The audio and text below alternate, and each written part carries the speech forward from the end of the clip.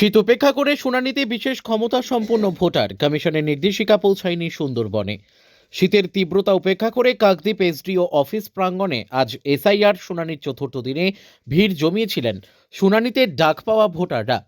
তবে এই ভিড়ের মধ্যে বিশেষভাবে সক্ষম ও ভোটারের উপস্থিতি নির্বাচন কমিশনের সাম্প্রতিক নির্দেশিকা নিয়ে প্রশ্ন তুলে দিল।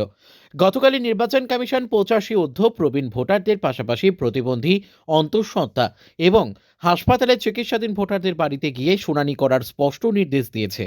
এক্ষেত্রে ওই ভোটার বা তাদের পরিবারের আবেদন করার কথা, কিন্তু সুন্দরবনের অধিকাংশ গ্রাম্য এলাকা যেমন কাকদ্বীপ, নামখানা, সাগর কিংবা পাথর প্রতিমার মতো জায়গায় কমিশনের এই নির্দেশিকা এখনো ভোটারদের কাছে পৌঁছায়নি বলে অভিযোগ।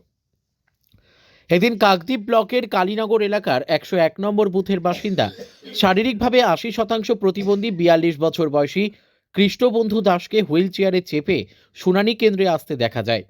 2002 সালের ভোটার তালিকায় নাম না থাকায় তিনি শুনানির নোটিশ পেয়েছিলেন। কৃষ্ণবন্ধু জানান, প্রায় 30 মিনিটের বেশি সময় ধরে ট্রাইসাইকেল চালিয়ে তিনি এসডিও অফিসে এসেছেন এবং প্রবীণদের মতো বিশেষভাবে সক্ষমদের জন্য বাড়িতে শুনানির ব্যবস্থা আছে সে বিষয়ে তিনি অবগত ছিলেন না। নির্দেশিকা না পৌঁছানোয় তিনি আবেদনও করতে পারেননি। তিনি বলেন, এতদূর আসতে আমার যথেষ্ট কষ্ট হয়েছে, বাড়িতে শুনানি হলে ভালো হতো। অন্যদিকে 101 নম্বর বুথের বিএলও দীনবন্ধু মণ্ডল স্বীকার করেছেন যে কমিশনের নির্দিষ্ট নির্দেশিকাটি সোমবার রাত 10টায় তার কাছে পৌঁছায়। তার বুথে 137 জন ভোটারের শুনানির নোটিশ রয়েছে এবং এত অল্প সময়ে তিনি সবার কাছে এই তথ্য পৌঁছে দিতে পারেননি। ফলে কমিশনের মানবিক উদ্যোগ সত্ত্বেও যথাযথ প্রচারের অভাবে তা এখনও সুন্দরবনের সাধারণ ভোটারের কাছে পৌঁছতে পারেনি। আপনি কোথা থেকে এসেছেন? আমি দার্জিলিং স্কুল কালীনগর থেকে। কত সময় এসেছেন? আধ ঘন্টা লেগেছে। কি জন্য ডাকা হয়েছে? আমি আমি আমার আজকের হেয়ারিং আছে ইডি অফিসে, নোটিশ পেয়েছেন? নোটিশ পেয়েছি। হিয়ারিং এর কারণটা কি?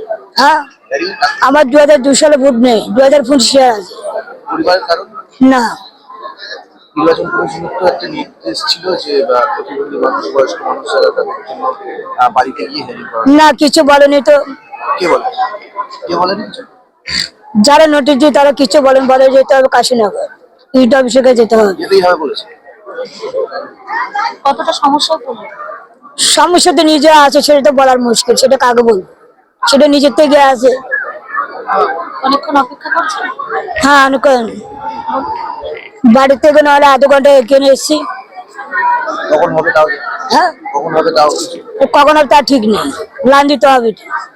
বাড়িতে গেলে তো সুবিধা হতো নাকি? বাড়িতে গেলে সুবিধা হতো, সেই সুবিধা তো হলো না তো।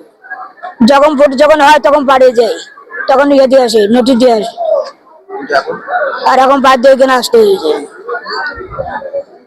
কি মনে করছেন, মানে এটা কি নির্বাচন কমিশনের একটা নির্দেশ আছে যে যেতেই হবে, এটা যাওয়া হচ্ছে না? আপনাদের তো, আপনাদের মতো যারা প্রতিবন্ধী মানুষ আছেন তাদের তো খুব সমস্যা। খুব তো সমস্যা, আমি তো এখান থেকে হেঁটে যেতে পারছি না, আমার 2 হাঁটুতে যন্ত্রণা হয়। কোনো সাহায্য করার মানুষ পাচ্ছে মানে নির্বাচন এই কমিশনের তরফ থেকে? না, মোটামুটি পাচ্ছি মানে করা বেহালা কাগজপত্র ফোনে, যখনও ফোন করি রাত্রেবেলা ফোন করি, সকালে ফোন করি, ফোনটা রিসিভ হয়। এখানে আসলে সরকারি আধিকারিকরা সাহায্য করছে কোথাও? সবে এলুম তো, কোনো সব এখন ঢুকেনি। কি নাম আপনার? আমার নাম কৃষ্ণবন্ধু দাস। কেন কত নম্বর বুথ? আমার 101। দক্ষিণ 24 পরগনা থেকে রবীন্দ্রনাথ পড়ুয়ার রিপোর্ট, বিগ নিউজ বাংলা।